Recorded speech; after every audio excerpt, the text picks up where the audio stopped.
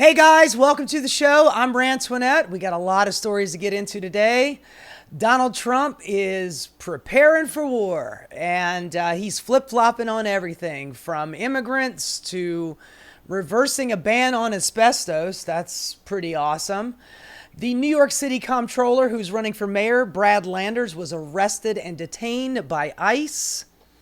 The Supreme Court upholds the Tennessee ban on trans care in the Skirmetti case. I'll get into that. The right wing is at war with itself. You got the Tucker Carlson on one side, Ted Cruz, neocon on the other side, and they are warring on whether or not we should get into a new forever, 20-year forever war in the Middle East. The Senate passes their version of the big, beautiful bill, and surprise, surprise, it is actually worse than the House version of the bill. Bernie Sanders speaks out against Netanyahu's war. And Dr. Oz, I cannot believe that he is in the administration. Mehmet Oz is saying that people need to prove that they deserve Medicaid. Awesome. And Elon Musk is desperately trying to convince America that he is not on drugs. And for dessert, we've got a battle royale between a whole group of uninformed idiot pundits and one pundit who has fallen off, but I will give her credit for this. Anyway, we'll get to that and all the other stories. If before I get started, if you wouldn't mind, please liking and subscribing. I really appreciate it, and it really helps me out. So thanks in advance. All right, let's get to it. The war is on. It looks like it's going to be going forward. Donald Trump says that he is done negotiating. He's sick of negotiating. Our big old sweaty boy looks like he's just over this conversation. And whether or not you thought that he was a dove, I mean, look, all you got to do is look at past performance, and Donald Trump was obviously not a dove. He tried to he increased drone strikes by like 400%. He tried to coup Venezuela. He killed Qasem Soleimani. He dropped the Moab, mother of all bombs. Donald Trump, absolutely not a dove.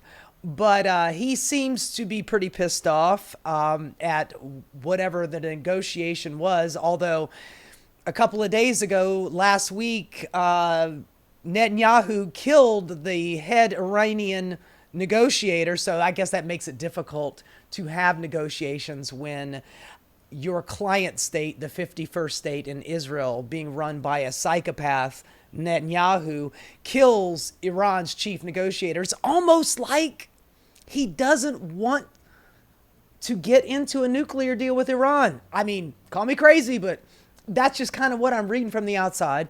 Donald Trump, he decided he was going to do an executive order on Truth Social because that's how government works. And he's doing an executive order to use the authorization of military force, the AUMF, from 2003 to authorize this war. And you guys got to keep in mind that this war has a lot of implications. Iran, you have to understand that Iran is not Iraq. And we're still in Iraq. And that was not a cakewalk. This right here, they are literally 4 times the size of Iraq, nearly 4 times the population, and incredible amount of military. So, actually, I'm wrong about that. Iran is twice the size of Iraq. They have 4 times the military and 4 times the population. So this is not going to be an easy thing. And if Donald Trump thinks that he's going to drop a couple of bombs and then it's going to be the George Bush declare victory thing, he's got another thing coming. But it's not just an executive order. The Indo-Pacific Fleet has moved from Alpha to Bravo, so they have heated up. We have B-1 bombers are fueled and armed and ready. That's not a good sign. Last week, and before before you hear some other pundit say that, oh, Donald Trump wasn't aware that Israel was going to do, please. Israel does not scratch their ass without the president's approval. They are our client state, and they are not going to do anything without our approval, or at least our government's approval. And last week, before the bombing started, they evacuated a whole slew of military people from all of the military bases that are surrounding Iran, and all of the foreign dignitaries and diplomats. They got them out. So we were obviously aware of what Israel was about to do. And remember this, I will repeat it every time. Israel started this shit. Israel fired first. They seem to always fire first and rely on Iran's, being reserved and not doing anything too dastardly back. But this has been happening over and over again, where we try to set up a peace deal, and then the people that we're trying to do this peace deal with either get assassinated or magically die. And then the hardliners in Iran are like, why are we doing this deal?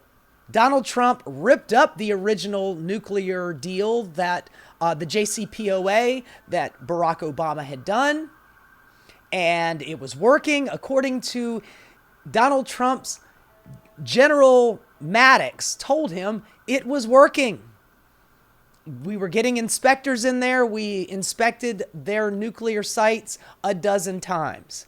And honestly, with all of the times that we have reversed our policy, our foreign policy in some of these countries, Iran is almost, being naive, not trying to create a nuclear weapon, but they haven't been doing that.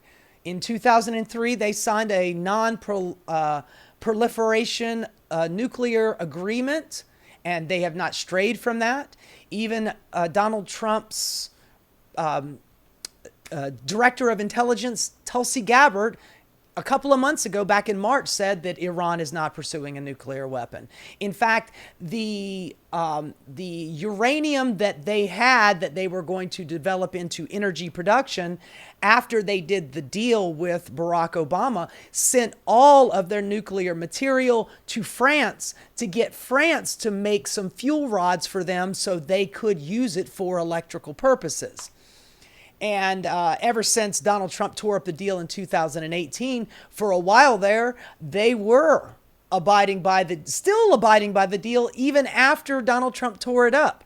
And in the succeeding years, they seem to have been able to enrich uranium a little bit more. Now, keep in mind, Netanyahu's been saying since the 90s that Iran is 2 months away from having a nuke. They're 2 months away. Every couple of years, he comes out there with some fucking PowerPoint presentation saying that they are 2 weeks away. Here is a picture of a bomb. This is the bomb that they're building. And it looks like it's a fucking Acme exploding bomb from, the goddamn Coyote in the Roadrunner.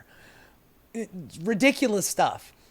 But they have been saying over and over and over for decades that Iran is going to build a nuclear weapon, and we're doing everything we are doing everything we can to make sure that they do not fire on us and they do not fire on America, because that's what they're going to do. They're going to have an intercontinental ballistic missile and they're going to shoot it at America. Bullshit, Ben. Bull fucking shit. Anyway, just to reiterate, Israel struck first. They struck really hard. They ended up killing like 400 people in their first airstrikes. And then Iran struck back, killing dozens in Tel Aviv and in Jerusalem. And like I said, Iran is not Iraq. Iran has got much bigger weapons. They've got some serious shit. And I showed some footage in my last episode, and it is some scary ass stuff. This is like real proper war. And Donald Trump seems to be just ready to just run into it. And I mentioned that there are a lot of people on the Republican side of the aisle that are warring with each other about which way this should go. You've got people, like Mike Huckabee, who is the ambassador to Israel, who is a Christian Zionist extraordinaire. And he believes in end times politics and end times, let's get all the Israelis into one spot. And then that way Jesus will come down and kill them all. That is literally what it says in Revelation. That's what they want. And that's what Mike Huckabee is trying to usher along with this. And with all of the other stuff, like, for instance, Syria, which is kind of a client nation to Iran, they're being overthrown and now being headed up by an El Nusra Al-Qaeda guy. That's not a good thing. And that they've given a piece of Syria to Israel at Donald Trump's beheading. And they are firing missiles from southern Syria into Iran. This is not going to make peace, folks. This is absolutely not going to make peace. And ultimately, the goal is China. You have to keep this in mind, too, because this is a much bigger global scale war. China, with all of the tariff bullshit that Donald Trump has been doing across the planet, and Donald Trump decided, I'm just going to completely fuck with China, which we get pretty much all of our imports from, whether it's Mexico, Canada, or China.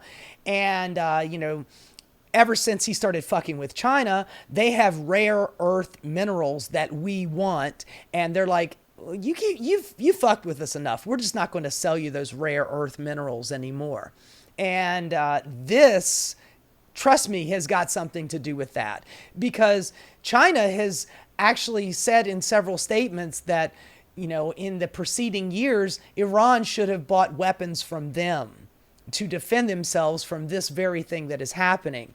And if China, now look, Russia and China, I'm sorry, Russia and Iran have been kind of interlocked for a while as well, but Russia's got their hands full dealing with Ukraine. So you have China talking about, hey, we got weapons if you need them. This is going to become a much bigger conflict. I mean, I hate to say World War III, but it's looking like World War III. So I've got some clips to go through, and I'll try to make them quick just to illustrate some of the things that I've been talking about here.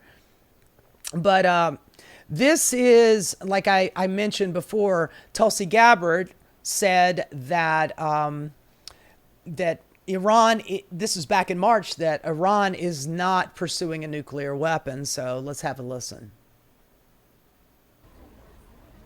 The IC continues to assess that Iran is not building a nuclear weapon, and Supreme Leader Khamenei has not authorized the nuclear weapons program that he suspended in 2003. Iran's enriched uranium stockpile is at its highest levels and is unprecedented for a state without nuclear weapons.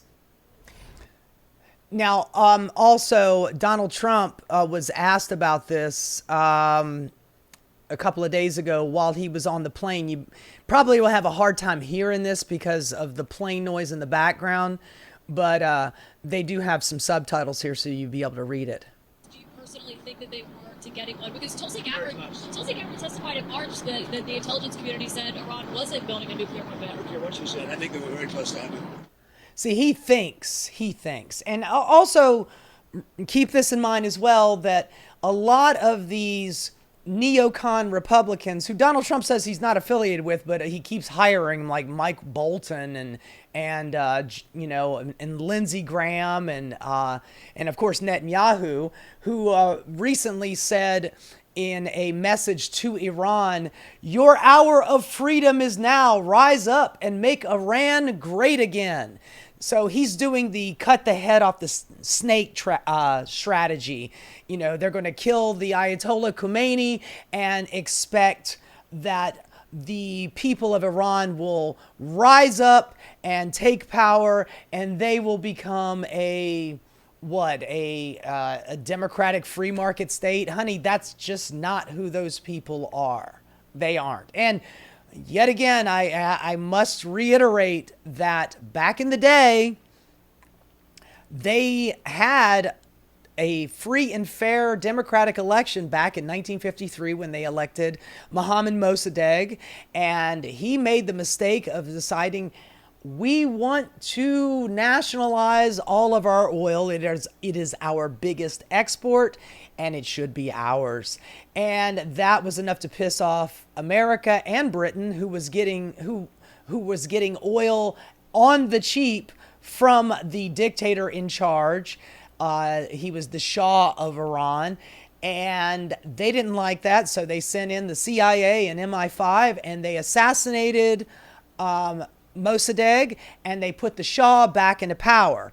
Fast forward 25 years, and the people in Iran who were looking for democracy, and after 25 years of an autocrat running them into the ground, they decide to go in an extremist direction, and they go full fundamentalist Muslim.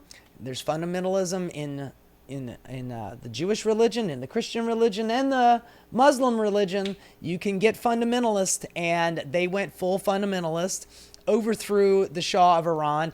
And the irony is that the Shah, he's been long dead, but his son is waiting in the wings, hoping that this tactic of killing the Ayatollah will put him back into power in Iran.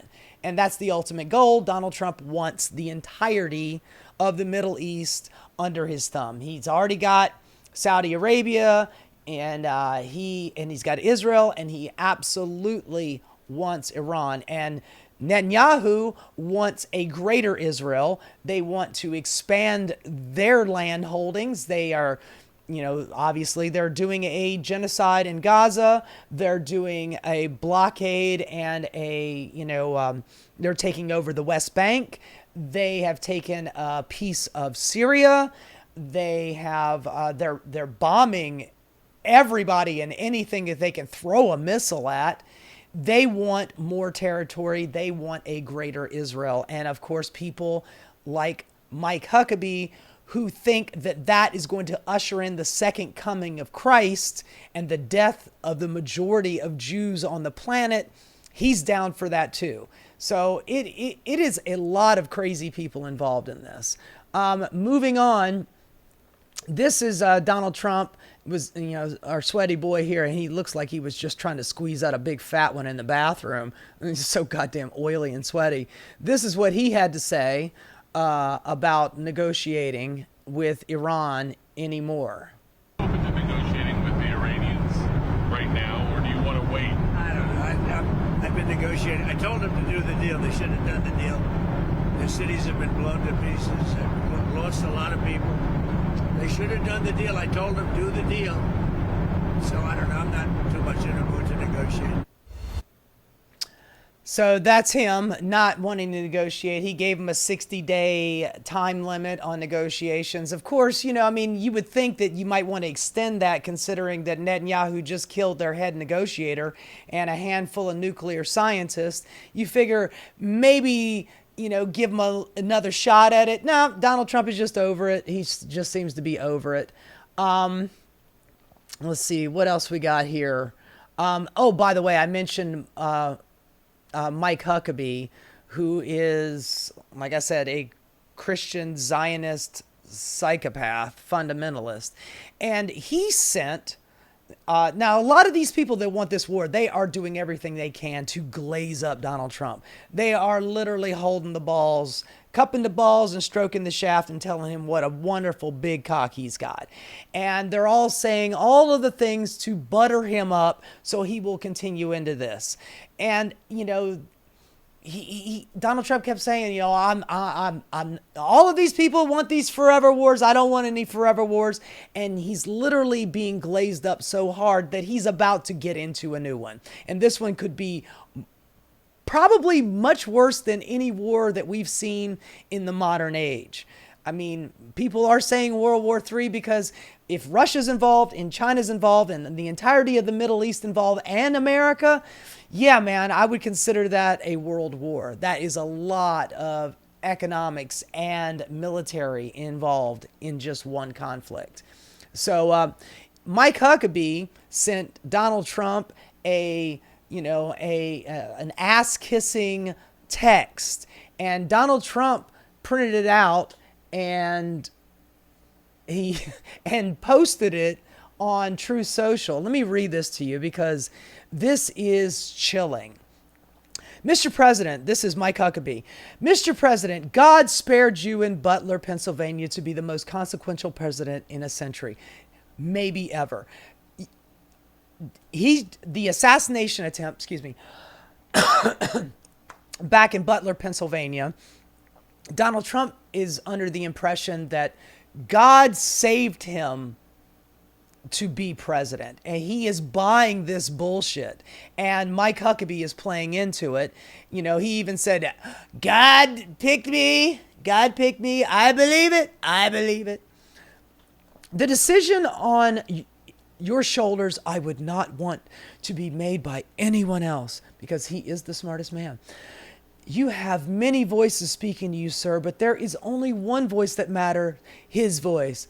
He keeps using these pronouns. I don't know who he's talking about. He's talking about me.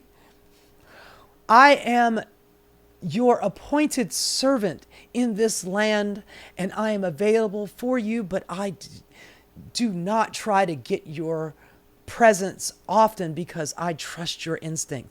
No president in my lifetime has been in a position like yours, not since Truman 1945. He's literally talking about Truman dropping 2 atomic bombs on Hiroshima and Nagasaki. He is invoking dropping nuclear weapons. I mean, this is straight end times crazy bullshit. It's so funny that the only country that has ever dropped nukes on a civilian population is the one that should regulate everybody else's nuclear capabilities. The irony is just palpable. I believe you will hear from heaven, and that voice is far more important than mine or anyone else's. You sent me to Israel to be your eyes, ears, and voice, to make sure our flags fly above our embassy. My job is to be the last one to leave here. Oh my God. I don't care if I'm the last person alive. I will make sure the American flag is flying in Tel Aviv and Jerusalem. I will not abandon this post. Dude, you just want war. You want death, destruction, and war.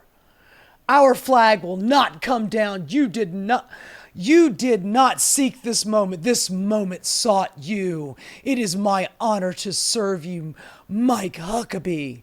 Oh my God, man. How does that dick taste? Hey guys, thanks so much for watching. If you enjoyed what you saw, please like and subscribe. Keep rocking.